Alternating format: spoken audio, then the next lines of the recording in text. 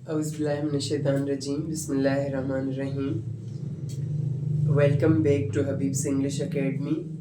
आज हम बेसिक के कोर्स में बहुत बुनियादी और इम्पॉर्टेंट चीज़ें सीखने वाले हैं आज के हमारे लेक्चर में।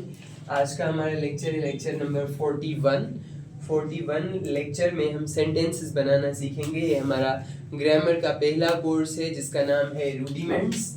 Course number 1 rudiments of grammar.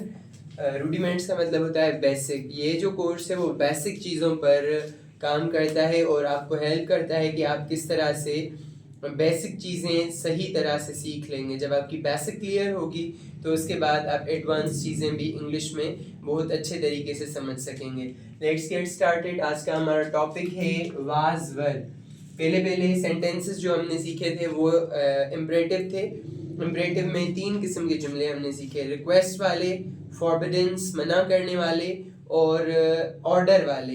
ये 3 सेंटेंसेस। उसके बाद हमने इज़ेमार सीखा। इज़ेमार में affirmative, negative, interrogative and negative.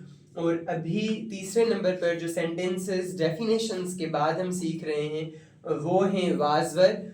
अभी वाजवर किसके साथ इस्तेमाल होता है? वाजवर जो है टू बी वर्ब है खुद। वाजवर भी टू बी वर्ब है। जैसे इज़ेमार को मैंने आपको बताया था कि टू बी वर्ब है, इसमें कोई भी एक्शन वर्ब इस्तेमाल नहीं होता, काम वाला फ़इल इस्तेमाल नहीं होता, इसमें कोई काम नहीं होता, आना जाना, खाना पीना, रोना धोना, कोई भी काम इसमें इस्तेमाल नहीं होता। तो वाज किसके साथ लगता है? अगर सब्जेक्ट आए हो तो वाज लगेगा, ही, शी, इट, और सिंगुलर अगर सब्जेक्ट हो तो वाज लगेगा।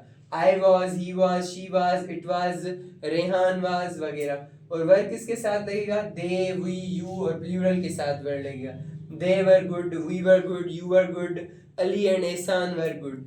ये याद रखने की चीज़ है सबसे बेसिक। दूसरे नंबर पर जो याद रखने की चीज़ है वो है इसकी उर्दू निशानियाँ। उर्दू निशानियाँ कौन सी हैं इसकी? था, थे, थी या थी, ये इसकी उर्दू निशानियाँ हैं। अगर कोई ऐसा जुमला हो जिसमें ये वाली उर्दू निशानियाँ हों और इसमें काम नहीं हो तो ये वाज़ेह है कि वो टू बी वर्ब्स में वाज वर्ब का सेंटेंस है। मिसाल के तौर पर ये मार्कर अच्छी थी, इसमें काम नहीं आ रहा और निशानी आ रही है थी की, तो किस में ट्रांसलेट करेंगे? वाज वर्ब में। This marker was good, this marker was good. अभी हमारे पास 4 सेंटेंसेस हैं और उनका स्ट्रक्चर है। स्ट्रक्चर जानना हर सेंटेंस का बहुत लाजमी होता है, क्योंकि स्ट्रक्चर पता होगा तो हमें मालूम होगा कि ग्रामर क्या है और ग्रामर को किस तरह से सही से इस्तेमाल करना है। अफर्मेटिव सेंटेंस है हमारे पास और उसकी मीनिंग भी है। I was at academy yesterday. Structure क्या है इसका? सबसे पहले सब्जेक्ट आएगा, जैसे यहाँ पर सब्जेक्ट है, उसके बाद वाज या वर, यहाँ पर वाज लगाए क्योंकि आई के साथ वाज लगता है। और फिर एट अकेडमी है, एट अकेडमी ऑब्जेक्ट है। और फिर येस्टरडे है, येस्टरडे ईओएस है, एक्सटेंशन ऑफ सेंटेंस यानी कि एक्स्ट्रा चीज। I was at academy yesterday, कल मैं अकेडमी में था। ये अफर्मेटिव स्ट्रक्चर भी हो गया इसका और अफर्मेटिव सेंटेंस उर्दू में भी हमने सीख लिया। उसके बाद हम सीखेंगे नेगेटिव सेंटेंस। नेगेटिव सेंटेंस का क्या होता है? नेगेटिव एग्जांपल है, he was not my partner last year. सबसे पहले इसमें लगेगा सब्जेक्ट जो ही है, उसके बाद वाज या वर, यहाँ पर वाज लगाए क्योंकि ही के साथ वाज लगता है। और फिर नॉट है, उसके बाद माय पार्टनर, नॉट लगा, नॉट यहाँ पर है, माय पार्टनर, उसके बाद ऑब्जेक्ट माय पार्टनर, और last year US extension of sentence है, पिछले साल वो मेरा साथी नहीं था। इसके साथ साथ मैं आपको बताता चलूँ और सजेस्ट करता चलूँ कि जो भी प्रीवियस वाले लेक्चर्स हैं उन लेक्चर्स को आप बार बार रिपीट करें, बार बार सुने, क्योंकि रिपीट करेंगे तो वो आपके जहन में अच्छे तरीके से उतरते जाएंगे और फिर उन्हें आप कभी भी नहीं भूलेंगे।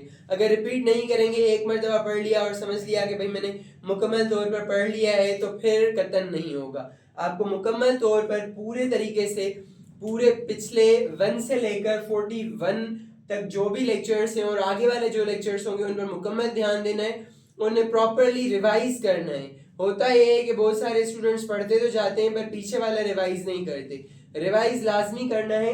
और ग्रामर में सबसे इम्पोर्टेंट बात यह है कि आपको मुकम्मल तौर पर लैंग्वेज में खुद को बंद कर देना है, यानी लैंग्वेज में ही होना है। आपको रीडिंग करनी है, राइटिंग करनी है, स्पीकिंग करनी है, लिसनिंग करनी है। 4 चीज़ें आपकी वाज़े तरीके से होनी चाहिए। पर इन 4 चीज़ों में भी सबसे ज़्यादा जो इम्पोर्टेंट मैं कहूँगा वो है रीडिंग। उससे आपको स्ट्रक्चर्स मिलेंगे, ग्रामर के हर रूल की प्रैक्टिस होगी, आपको बहुत सारे नए वर्ड्स मिलेंगे और बहुत फ़ायदा होता जाएगा रीडिंग से। इसलिए ज़्यादा से ज़्यादा आप रीडिंग करें, बहुत सारे नॉवेल्स पढ़ें, इंग्लिश में बहुत अच्छे अच्छे नॉवेल्स आ रहे हैं, सेल्फ हेल्प के बुक्स आ रहे हैं और मुख्तलिफ बुक्स आ रहे हैं मार्केट में, फेसबुक पर एड्स आ रही हैं, तो वो वाले बुक्स खरीद कर आप पढ़ें और आपकी लैंग्वेज बहुत इंप्रूव होगी, इंग्लिश लैंग्वेज बहुत इंप्रूव होगी। थोड़ा सा काम करने से और थोड़ा सा ध्यान देने से आपकी लैंग्वेज बहुत ही कम अरसे में बहुत इम्प्रूव हो सकती है। नेगेटिव में he was not my partner last year, पिछले साल वो मेरा साथी नहीं था। उसके बाद इंट्रोगेटिव यानी कि सवालिया, इन अफर्मेटिव नेगेटिव या इंट्रोगेटिव नेगेटिव की डेफिनेशन हम पहले पढ़ चुके हैं पहले वाले लेक्चर्स में, उनको फिर से रिपीट कीजिए। इंट्रोगेटिव में were they present at office yesterday, क्या कल वो ऑफिस में मौजूद थे। इसमें इसका स्ट्रक्चर क्या है, सबसे पहले वाज या वर, वाज लग रहा है, वर लग रहा है क्योंकि दे है, उसके बाद सब्जेक्ट दे है और ऑब्जेक्ट प्रेजेंट है और eight office yesterday extension of sentence है। तो देखें 1 2 2 3 3 4 4, ये पूरा इसका स्ट्रक्चर है इंट्रोगेटिव का। इंट्रोगेटिव के बाद हम जाएंगे इंट्रोगेटिव एंड नेगेटिव में। इंट्रोगेटिव एंड नेगेटिव में क्या होगा, स्ट्रक्चर पहले देखें, वाज या वर पहले लगेगा, उसके बाद सब्जेक्ट लगेगा, फिर नॉट लगेगा, फिर ऑब्जेक्ट लगेगा, फिर एक्सटेंशन ऑफ सेंटेंस। सबसे पहले वर लगा है, were you not wrong in your decision, क्या आप अपने फैसले में गलत नहीं थे। जो स्ट्रक्चर नीचे लिखा है वही स्ट्रक्चर फॉलो हो रहा है सेंटेंस में। तो ये थे 4 सेंटेंसेस जिनकी एग्जांपल्स आपने सीख ली। वाज वर आपका बिल्कुल क्लियर हो चुका है पहले वाले एग्जांपल से भी और इन एग्जांपल्स से भी आपने वाज वर अपना क्लियर कर लिया है। अभी नोट है कि नंबर सेंटेंस अप्रोप्रिएटली जब आप प्रैक्टिस करके आए हैं 15 सेंटेंसेस आपको हर एक में प्रैक्टिस करने होते हैं, तो फिर जो भी सेंटेंसेस हो आपके उनमें नंबरिंग प्रॉपर करके आए।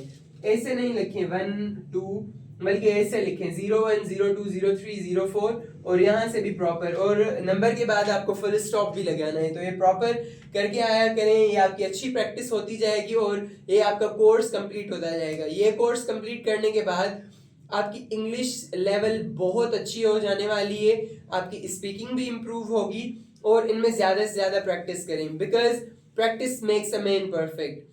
एंड समबडी कोई इसे और भी सही तरीके से कहता है कि practice makes a man perfect, तो ठीक है, पर perfect practice makes a man perfect.